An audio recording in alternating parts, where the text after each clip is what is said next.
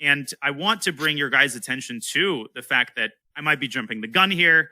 This might be unimportant, but thus far, I think Jan Nepomniachtchi has gotten up quite a bit more than Ding Liren.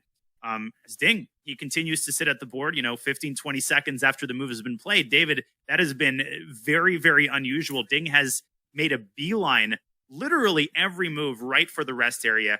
Do you make anything in the early going of Ding's habits at the board? Is this a conscious choice to sit more at the board, or do you think this is unimportant? Yeah, I'm going to reserve judgment on that just for a few more moves, but I like the fact that he's been sitting at the board. You mentioned it, Danya. There's been a lot of posts on social media about it. Maybe he's aware of that. Maybe his second, Richard Rapport, has had a word with him saying, okay, you need that extra time. You need to be able to focus, get in the zone. Maybe he's just been scarred by that previous defeat, and that was one of the main takeaways from it. But either way, it's nice to see him there sitting at the board.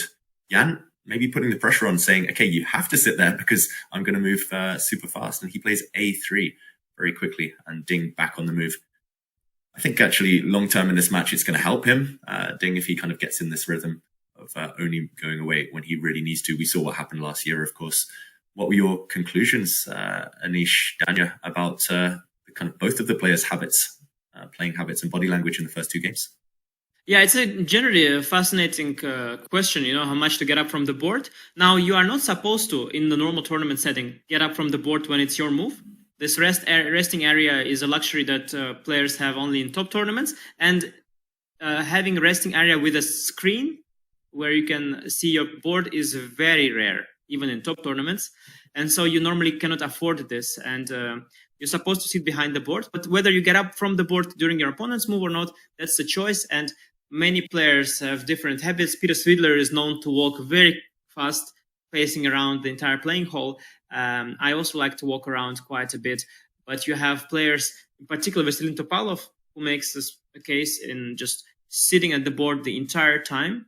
And I believe that it's a decision he and his coach manager made. They decided at some point to follow Bobby Fischer's path to the top. And Bobby Fischer was always sitting at the board as well.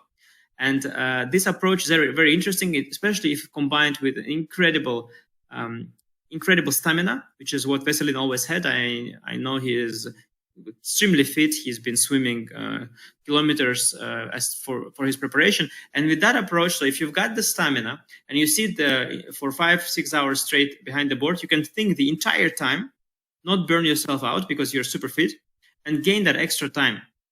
While for normal people who are less fit than Veselin, if they are to do that, they will at some point simply blunder stuff. And even Veselin, who is very fit, this is one of the reasons why he sometimes blundered, because the concentration is just too high for too long of a period of time. And at some point, the brain is collapsing and blundering something.